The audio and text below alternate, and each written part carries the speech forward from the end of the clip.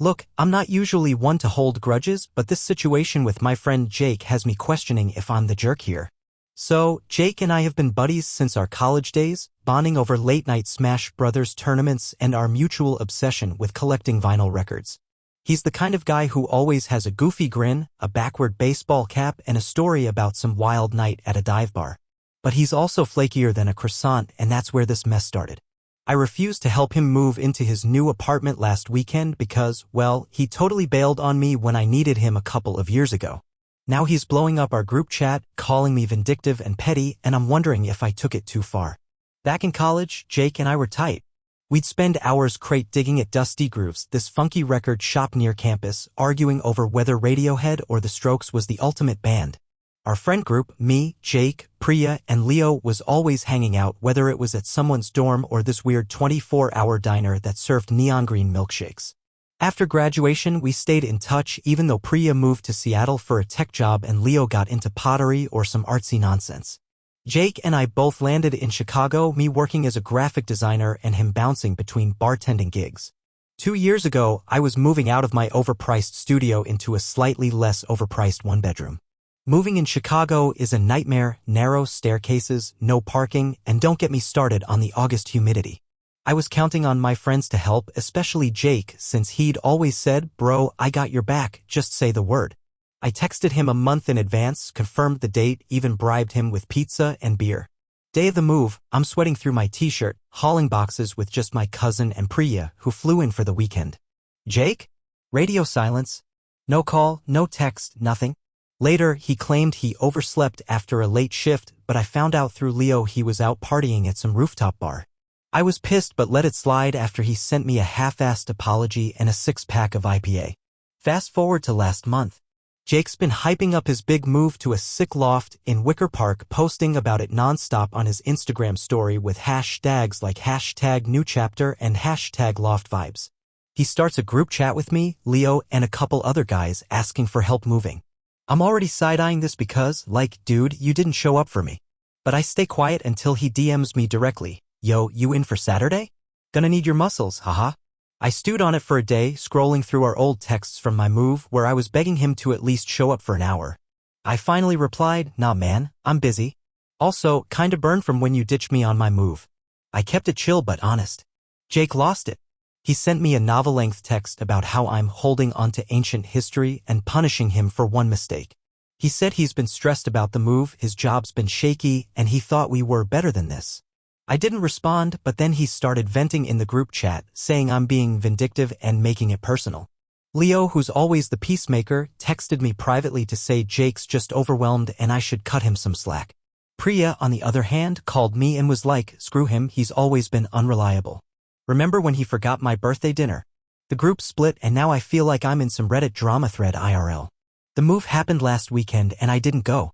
I spent the day redesigning a band poster for a client and blasting my Pixies vinyl to drown out any guilt. Jake posted a passive-aggressive story of his new place, captioned, "Thanks to the real ones who showed up." Ouch. Leo told me it was a chaotic move. Jake forgot to book a truck, so they were cramming furniture into his buddy's Prius. Part of me feels smug, like, that's what you get. But another part wonders if I was too harsh. I mean, it's been 2 years and maybe he's changed. Or maybe he's just mad because I called him out. I could have gone and helped, then brought it up later, but I didn't want to be a doormat again. Now the group chat's awkward. Jake's acting like I betrayed him, and every time I post about grabbing coffee or whatever, he leaves me on read. Priya says I did the right thing, but Leo keeps nudging me to talk it out with Jake over beers. I'm not sure if I'm justified or if I let my ego turn this into a bigger deal than it needed to be. I just didn't want to keep pretending everything's cool when he's never owned up to screwing me over. So Reddit, AITA for refusing to help Jake move because he bailed on me back then? Or am I just stirring up old drama and being a petty jerk?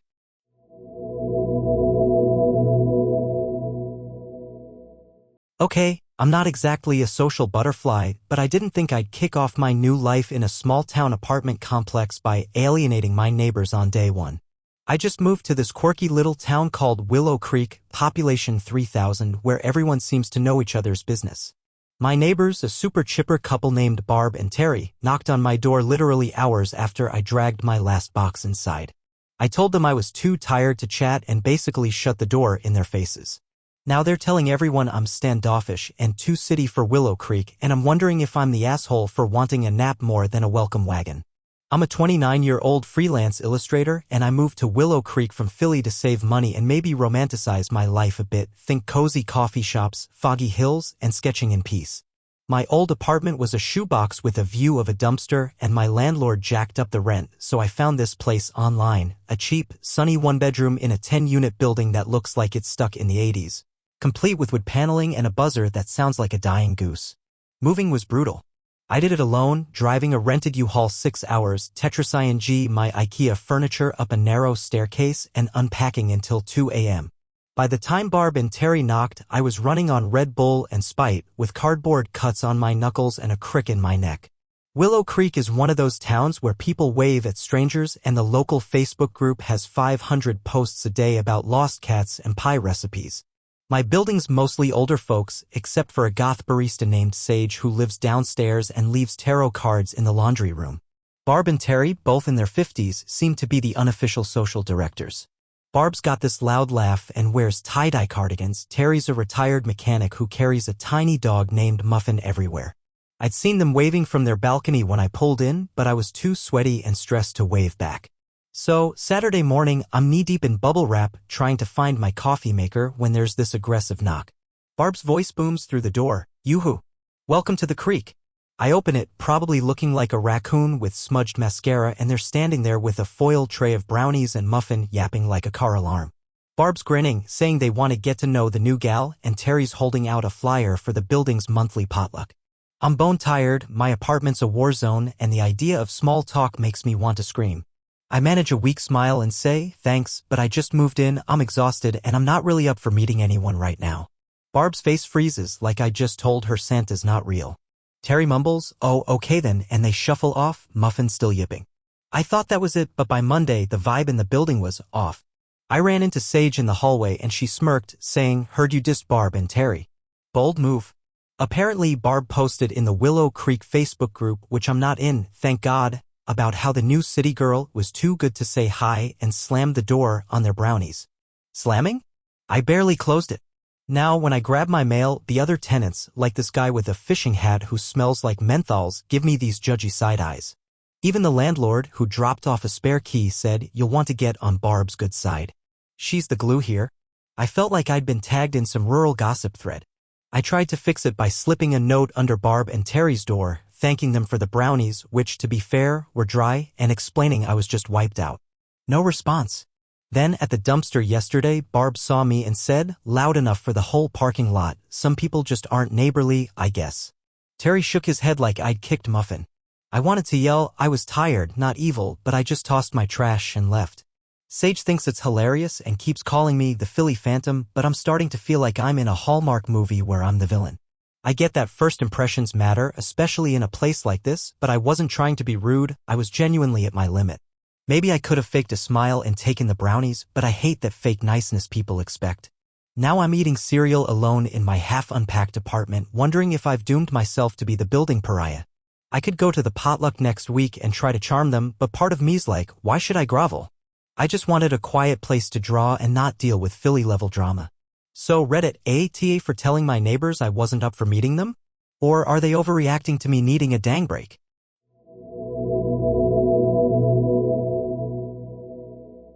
I'm not gonna lie, I thought I was doing everyone a favor, but now I'm stuck in this weird feud with people I've never even met. I just moved into a new place. A creaky, century-old rowhouse in Baltimore with a backyard the size of a postage stamp. The previous tenants left behind a pile of furniture that looked like it belonged in a haunted thrift store. And I, being the impatient idiot I am, hauled it to the curb without tracking them down. Now they're blowing up my landlord's phone, saying I owe them hundreds of bucks for their vintage stuff, and I'm wondering if I'm the jerk for assuming it was trash. I'm a 32-year-old barista and part-time DJ, and I moved to Baltimore from Richmond for a fresh start after a rough breakup. My new place is a steal for the city. High ceilings, original hardwood, and a clawfoot tub that's probably seen some things. The catch? It's a fixer-upper, with peeling wallpaper and a basement that smells like wet socks. When I did the walkthrough, the landlord, Mike, warned me the previous tenants, a couple named Tara and Ethan, left some stuff behind. He said they were artsy types who moved to Philly for Ethan's grad school and were supposed to come back for their things eventually. I figured it was a few boxes, no big deal. Move-in day comes, and I'm greeted by a furniture graveyard. There's a sagging velvet couch with mysterious stains, a wobbly coffee table with one leg held together by duct tape, and a bookshelf that looks like it was chewed by a raccoon. It was all crammed in the living room, blocking the windows and giving off serious cursed estate sale vibes. I texted Mike, asking what to do, and he said, "They haven't answered my calls in weeks. If it's junk, toss it." So, I did what any overwhelmed new tenant would do. I borrowed my buddy's pickup, dragged the stuff to the curb, and posted it on the neighborhood Facebook group with a caption like, "Free furniture. Come grab it before bulk pickup." By morning, it was gone, except the bookshelf, which I smashed up and tossed in the dumpster because it was falling apart. A week later, I'm mixing a playlist in my new living room, finally free of the clutter, when Mike calls.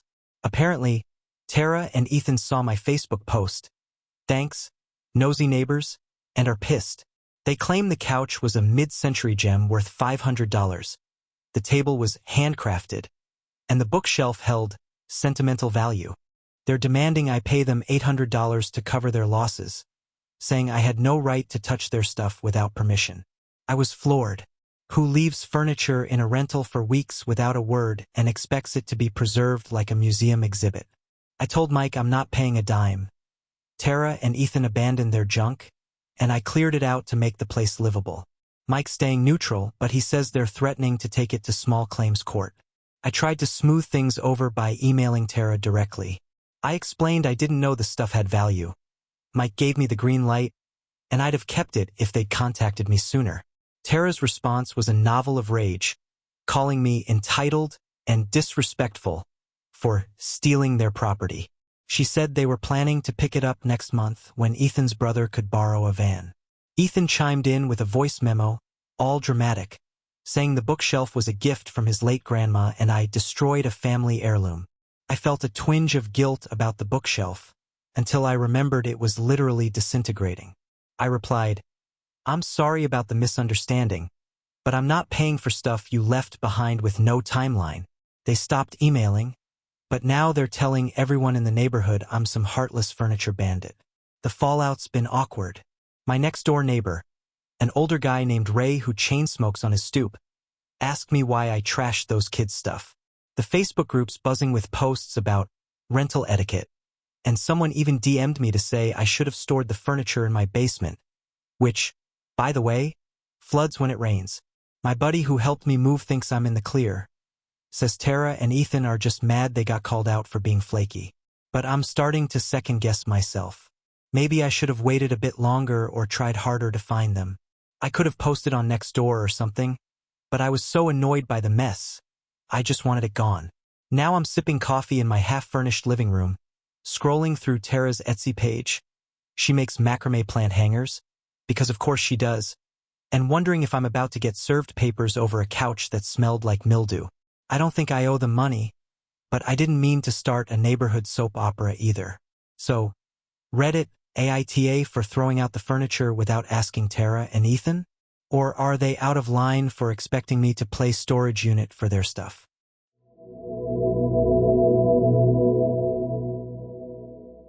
I swear I'm not trying to ghost my own parents, but they're acting like I've disowned them just because I didn't roll out the welcome mat the second I got the keys to my new place. I'm 26, fresh out of grad school, and I just moved into my first solo apartment in Somerville, Massachusetts, a gritty little spot with exposed brick and a view of a bodega's neon sign. It's been 2 weeks, and my life is still a maze of half-opened boxes and IKEA Allen wrenches.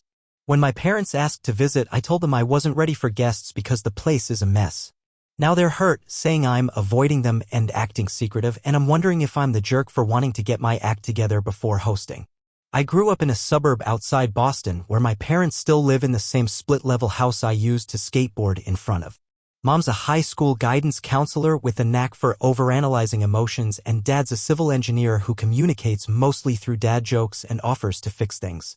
They're sweet but intense. Think helicopter parents who text you, "Are you alive?" if you don't reply in an hour. They helped me move out of my old group house, which was a chaotic scene of mismatched furniture and roommates arguing over who owned the air fryer. I was grateful, but their help meant Mom rearranging my kitchen stuff and Dad critiquing the U-Haul's shocks like it was his job. My new apartment is a big deal to me. It's the first time I'm living alone, no roommates, no shared Wi-Fi passwords. I'm a research assistant at a neuroscience lab, so my days are spent pipetting samples and dodging my advisor's emails. Nights are for assembling furniture and dreaming of the day I can afford a couch that doesn't scream college dorm.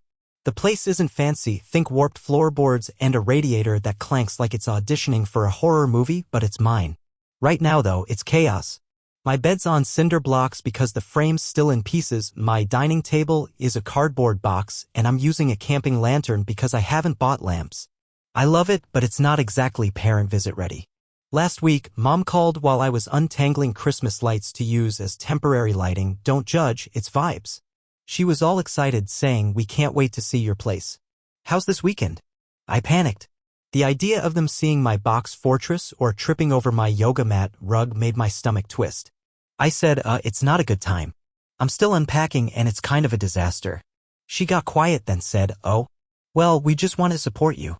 Dad chimed in with, "I could bring my toolbox." I doubled down, saying I'd invite them once I was settled, maybe in a few weeks. The call ended with Mom's classic, "Fine, we'll wait," which is code for, "I'm wounded." 2 days later, I got a text from Dad, "Are you okay? Mom thinks you're avoiding us." "We're not trying to intrude." I was floored. Avoiding them? I'm just trying to not serve instant ramen on paper plates while they inspect my life choices. I called to clear the air, but it went south fast. Mom said, "It feels like you're shutting us out. We're your parents, not strangers." I explained the apartment's a work in progress, boxes everywhere, no chairs, the works. She countered with, "We don't care about a little mess. We just want to be part of your life." Dad added, "You didn't even send us pictures." I got defensive, saying I'm not hiding anything, I just want the place to feel like home before they visit. It ended with Mom sighing, "I guess we'll see you when you're ready," and me feeling like I kicked a puppy. Now it's weird. My sister, who's in college and still lives at home, texted me saying Mom's been moping, telling neighbors I don't want them around. Dad keeps sending me links to top 10 ways to organize a small apartment, which is his passive-aggressive way of helping. I ran into my downstairs neighbor, a nosy retiree named Gloria, who said, "Your parents must be so proud of your new place. When are they coming by?" I mumbled something vague, but it hit me that this is becoming a thing. Part of me feels guilty. They're not wrong that I could have let them come over, mess and all. They've always been there for me, from driving me to soccer practice to co-signing my lease. But another part's annoyed. Why can't they give me space to settle in without making it a soap opera? I'm not avoiding them, I'm avoiding the chaos of hosting in a half-built home. I'm sitting here on my air mattress, eating cereal out of a mug because I can't find my bowls, wondering if I'm being unreasonable. I could have invited them for a quick coffee or whatever, but I know Mom would have started folding my laundry and Dad would have insisted on fixing the radiator, which isn't even broken. Now I'm worried I've hurt their feelings over something dumb, but I also feel like they're blowing this out of proportion. So, Reddit, AITA for not inviting my parents to my new apartment because I'm not settled yet? Or are they right that I'm acting like I don't want them in my life?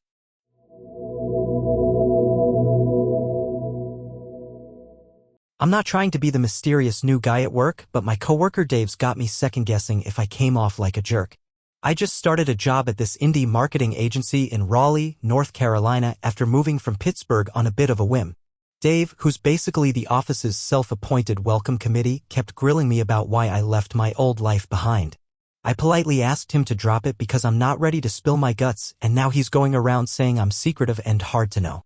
I'm wondering if I was too harsh or if he's just nosy. I'm 30, a copywriter with a knack for snappy taglines and a coffee addiction that's probably clinical. I left Pittsburgh after a messy breakup and a job that was sucking my soul dry, think endless meetings about brand synergy in a gray cubicle farm. I wanted a reset, so I applied to this agency in Raleigh, got hired, and packed my life into a hatchback. My new place is a loft above a craft brewery with brick walls and a balcony where I can hear live music drifting up on weekends. It's a vibe, but I'm still adjusting. New city, new routines, and a fridge that's mostly ketchup packets and beer. The agency's small, maybe 15 people, and it's got this artsy, chaotic energy. We work in a converted warehouse with mismatched furniture and a ping-pong table nobody uses. My coworkers are cool but quirky. There's Lena, who collects vintage typewriters, and Priya, who's always sneaking her ferret into the office. Then there's Dave, mid-40s, loud laugh, wears Hawaiian shirts unironically. He's the account manager, always organizing happy hours and asking people about their weekend plans like he's writing a newsletter. I liked him at first. He gave me a rundown of the best taco trucks in town, but he's got zero chill when it comes to personal questions.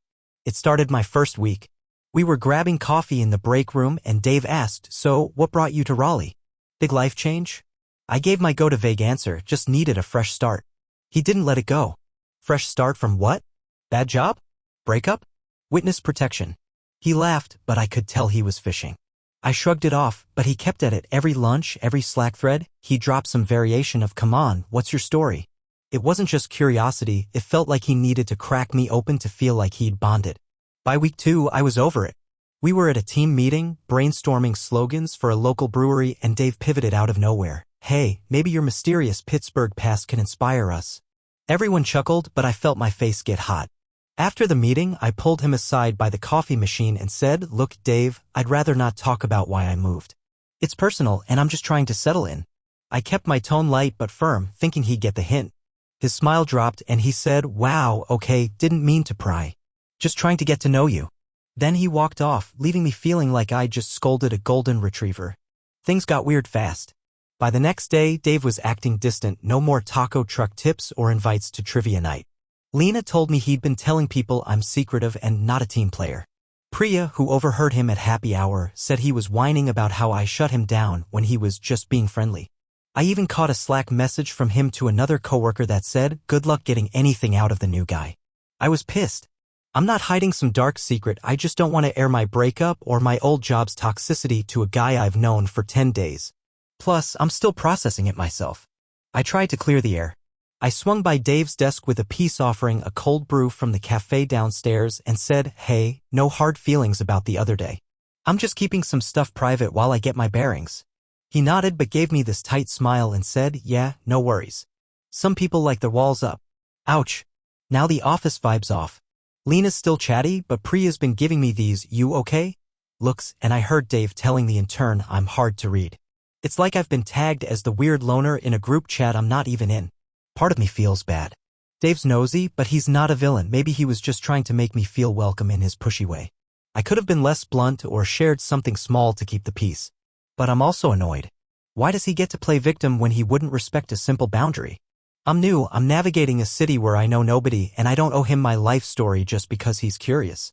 Now I'm overanalyzing every interaction, wondering if I'm coming off as cold or if I've tanked my rep at a job I actually like. I'm chilling on my balcony tonight, scrolling through Raleigh Reddit threads for bar wrecks, and I keep replaying this mess. I didn't mean to start drama, but I also don't think I should have to overshare to keep Dave happy. So Reddit, AITA for asking my coworker to stop asking about why I moved? Or is he overreacting by painting me as some shady recluse?